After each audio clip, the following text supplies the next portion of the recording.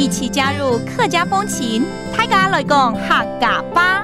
Hello there, it is time for some practical Hakka on ICRT. Hello， 你好，大家好，我係 Alice Pong。Hello, 你好，大家好，我係 Joseph Ling. And this month we're teaching you the term temperature, 溫度。溫度 okay. During this time of the year, the temperature could be different when you go outside. 其實現在出門哦，這個溫度都不一定是熱的，也不一定是冷的哈。所以要帶外套啊。早晚都會有溫差很大。That's right. Actually, the temperatures can drop at night a lot. So, should you bring a jacket or not? Let's put you in a conversation like that. Okay, let's hear it. 我要出門了，記得帶外套。較暗地位，溫度會降低。我已經帶了。他已經帶了，對不對？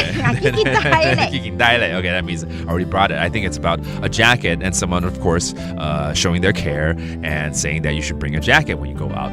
沒錯。好，我們一句一句來教。這次的還蠻實用的，可能天天都會用到這個對話哦。我要出門了 ，I'm going out. 我要出門了。我要出門了。Okay, that means 要出門了。Okay, going out the door. 然後呢，記得帶外套，晚點溫度會降低哦。Okay, remember to bring your jacket because the temperatures might drop later at night. 記得帶外套。記得帶外套。較暗地位。溫度會降低。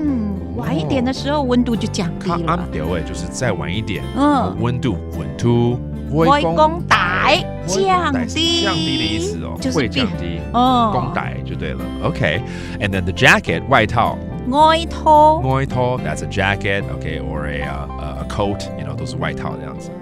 我已經帶了 Yes, I brought it. 我已經帶了 Okay, let's teach you some of the phrases we have in this conversation, such as going out the door or leaving the house. 出門 okay, and then have a jacket 外套 外套，然後降低，溫度降低嘛， the temperature is going to drop. 降低 okay, that means something is going to get lower and lower or drop, in this case the temperature. And let's hear the conversation again. 我要出門了，記得帶外套，較暗地位溫度會降低。我已經帶了。And this whole month we're teaching you the term 溫度 temperature. 溫度 okay, 然後我們都說要帶着夾克哦。除了保暖之外，我其實也很喜歡帶夾克，因為有造型，對，有不一樣的造型，可能有運動型的啦，可能有花俏型的啦，帽 T 的啦，對不對？原來你那麼漂亮啊！沒錯 ，There you go, another round of practical Hakka. 什麼大家？是誰張來了？客家風情由客家委員會監製。We Love Hakka has been brought to you by the Hakka Affairs Council.